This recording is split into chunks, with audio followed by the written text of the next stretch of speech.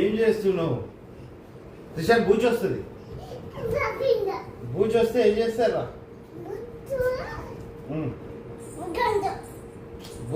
బూచి వస్తే ఏం చేస్తారు? ఓయ్ ఓయ్ ఓయ్ తన్వి, అన్న మీదకి వస్తాడు. నువ్వు ఏం తింటున్నావు?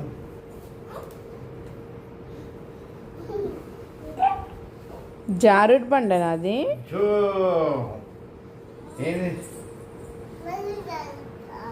మళ్ళీ జారుతావా? నువ్వేం చేస్తావు?